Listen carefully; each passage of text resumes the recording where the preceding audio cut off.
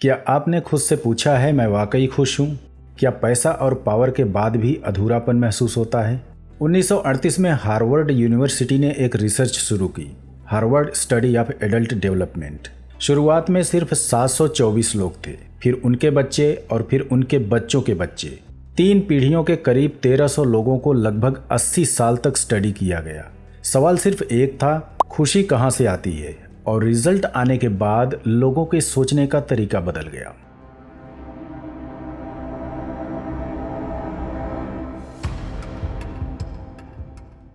आपको जानकर हैरानी होगी, रियल हैप्पीनेस न तो हेल्थ से हासिल होता है न तो वेल्थ से यानी धन दौलत से। असली सुख फेम या पावर से भी हासिल नहीं होता। तो आज की वीडियो में हम इसी रिसर्च के हवाले से जानेंगे वास्तव में सुखी कौन है, हमें क्यों ग्रेटिट्यूड व्यक्त करना चाहिए और स्ट्रेस की सिचुएशन में क्या करना चाहिए। इस रिसर्च में सब कुछ देखा गया, जीवन के उतार चढ़ाव, शादी, तलाक, कैरियर, हेल्थ, यहाँ तक कि उनकी फाइनेंशियल कंडीशन और मानसिक स्वास्थ्य। पर नतीजा चौंकाने वाला था। जिनके पास पैसा था वो भी दुखी थे, जिनकी हेल्थ ठीक थी वो भी ज़्यादा खुश नहीं थे, जिनके बच्चे सफल थे वो भी अंदर से अकेले थे, और जो फेमस थे वो सबसे ज़्यादा इनसिक्योर थे और स्ट्रेस में रहते थे। इसमें जेनेटिक्स से लेकर एनवायरनमेंट तक और जीवन के उतार चढ़ाव से लेकर साइकोलॉजी तक सारे फैक्ट्स को स्टडी किया गया। जो स्पिरिचुअल थे वो भी अपने जीवन से संतुष्ट नहीं थे। कहने का मतलब, वो सब कुछ जिसे हम एक बेहतर जीवन का हिस्सा मानते हैं आपको हैप्पीनेस नहीं दे सकता। तो फिर कौन था जो सच में खुश था? रिसर्च में पाया गया कि केवल वो लोग सुखी थे जिनके पारिवारिक रिश्ते मजबूत थे। इस रिसर्च से साबित हुआ good relationships keep us happier and healthier. आपका पार्टनर, आपका परिवार, आपके दोस्त जिनके साथ आप बिना डर बिना दिखावे के अपना इमोशन और अपने थॉट शेयर कर सकते हैं, वही आपके जीवन का असली सुख है। और यह बात सिर्फ हार्वर्ड स्टडी नहीं कहती। द आर्ट ऑफ हैप्पीनेस में दलाई लामा कहते हैं, the purpose of our life is to be happy and happiness comes not from material things but from warm heartedness.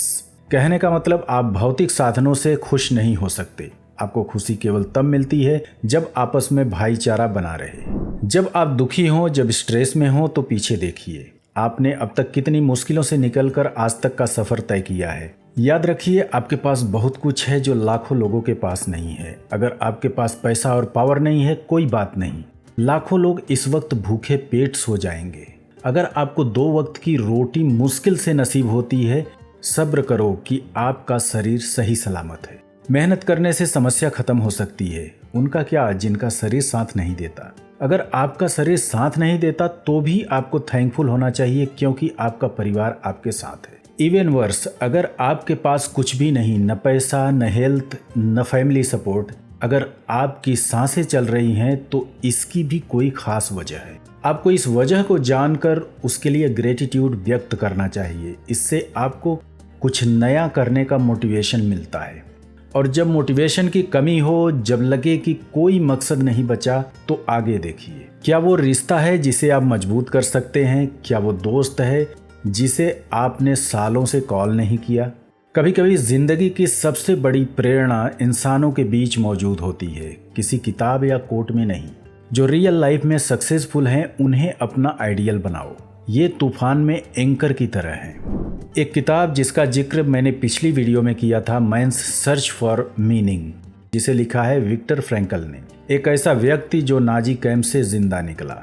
Victor Frankl कहते हैं, those who have a why to live can bear almost any how. और ये why अक्सर लोगों में छुपा होता है, चीज़ों में नहीं। पैसा, पावर, फेम, ये सब जरूरी हो सकते हैं, लेकिन अगर आपके पास कोई ऐसा नहीं जिससे अपना दुख सुख बांट सके, तो सब कुछ वर्थलेस है। तो आज एक काम करिए, किसी को फ़ोन कीजिए, किसी पुराने रिश्ते को फिर से जोड़िए। अगर इस वीडियो से आप रिलेट कर पाते हैं तो आपको खुद से एक सवाल पूछने की ज़रूरत है, आर यू रियली हैप्पी? और अगर जवाब ना है तो शायद आपको किसी चीज़ की नहीं, किसी पर्सन की ज़रूरत है, और वह कोई अपना है जिससे आप जुड़ना चाहते हैं। तो उसे फ़ौरन कॉल कीजिए और सारे गिले शिकवे एक तरफ रखकर सामने वाले का हाल पूछिए। हो सकता है दूरियां मिट जाएं। इसी के साथ आज की चर्चा समाप्त होती है। मिलते हैं एक और सब्जेक्ट के साथ, तब तक के लिए be healthy and be creative.